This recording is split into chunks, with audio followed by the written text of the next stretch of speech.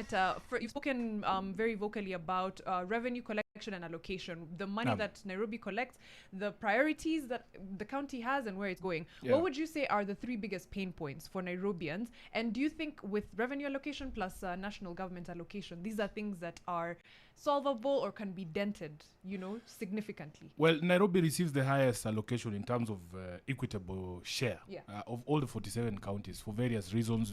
Population is looked at, the needs of the city, and so on and so forth. So last year alone, we got from the exchequer, we got 20 billion shillings. Our budget is over 40 billion because we expected to raise our own source revenue of about another 20 billion. So in terms of revenue raising, there's a problem because we are still underperforming. It doesn't matter what you hear the governor saying that revenue raising has improved. Yes, it has improved year on year if you compare to previous years. But in terms of the potential that Nairobi has potential to collect over 40 billion a year. If you are going to seal the loopholes for revenue leakages. And in fact, this is the reason why. Loopholes being corruption or... Yeah, in Kenya, when I say loophole, you just know it is theft. There's no other way of putting it. And this is why there is an inquiry that has been ongoing. There's a select committee that was set up by the county assembly to look at the revenue collection system in Nairobi. Because one of the things that the governor has repeatedly told us is that when he came in, he automated every revenue stream. That means every revenue stream has been digitized. But this inquiry is showing us that might not necessarily be true. He appeared before a Senate committee that I sit on the Public Accounts Committee. Told us that the new system is managed by Nairobi. And we asked him, where are these servers? He told us the servers are at City Hall. It turns out those servers are not at City Hall. We are not the ones running this revenue system. And up to today, the purpose of that inquiry and the preliminary reports that I've received from the members of the county assembly is that they are yet to locate where that revenue system is run from. It is not run by the county. Does it have a name? Is it part of the citizen? I don't know what he calls it. There is a term he calls it, but I don't remember. So you can have him here. Let him explain to you, because for me, as an accountability officer, my work is to oversight and to find out if things are working.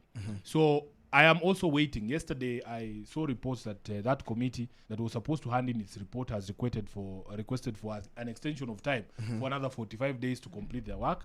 And we are following. We will be able to see what the findings are.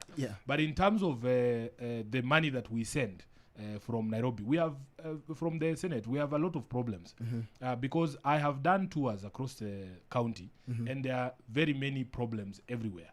A lot of things I've stalled. If you go to Umoja, Inako, they will tell you there was a site for segregation of garbage and it was not supposed to be used as a dumping site. It was supposed to be segregation so that we know what is going where. That garbage has not been moved from September of last year, so that it is now piled up to the power lines and nobody is saying anything about it. The same situation, you go to Kawangware, there's a road that has basically been blocked by uncollected garbage. I know that place. Yes, you have seen it yourself. Hapo karibu na 46 state. Sasa wewe ukisema ni vizuri kwa sababu mimi nikisema they say that I am fighting. No, that's my hood. That's my home. Yes. Now it is very important that people like you, citizens of Nairobi, you must speak out about the situation in your neighborhood. I saw a very curious situation yesterday that the governor is suing somebody just because they have been bringing up complaints about the haphazard developments that are happening in Kilimani, in Kileleshwa, and so on and so forth. You should not be muzzling the voices of citizens when they criticize you, because there's a problem. Everybody acknowledges that the construction that is going on in Kilimani, in Kileleshwa, and Lavington, that construction does not appear to be regular because we have a building code that has set the number of floors that you can exceed. If everybody has eyes, you can see this building is exceeding the building code. And there can only be one explanation. As a community or as a housing plan for Nairobi? As a housing plan for Nairobi. Nairobi has been zoned. We have a master plan for the city which tells you what you can put where. You understand? So for you to see developments coming up at the rate at which they are doing, and the style, and even the newspapers had a feature on them, the sort of houses that are being built, you wonder who are these architects at the city council. You wonder who are these engineers at the city county government that approve these building plans. Is there legal reprieve for those residents? I know scattered from the original Yes. conversation a little bit, but yes, is there legal reprieve? For example, you own a plot of land, someone puts up 20 blocks next to you, you have no access to sunlight, you're sick day and night. Yeah, What next? unfortunately, many people have tried. If you saw the MCA for Kileleshwa, he was literally physically in a fight with people Yeah. who are alleged to have been land grabbers putting up buildings against the building code. And the complaints we have from Nairobians are falling on deaf ears because Governor Sakaja himself has admitted to being incapacitated. He's unable to deal with the problems of the city. He's calling on help from I don't know where. Because at the end of the day, the buck stops in his office. If you're complaining about land grabbing, and I'll give you the classic example, which is a live matter that I have even brought before the Senate, the grabbing of Tomboya Social Hall. If you look at the lease document for Tomboya Social Hall, Tomboya Social Hall was a public amenity. It is a public amenity, and the lease has conditions. If you read the lease document, you have conditions on transfer of that lease and conditions on use of that land. So the lease, to transfer that lease, you need approval of the county government. To develop anything other than a social hall on that land, you need approval of the county government. So the people to ask when it is transferred or the user is changed is none other than Governor Sakaja. So all of these things, you go to our stadium. I was at Woodley Stadium, Joseph Kang'ethe grounds.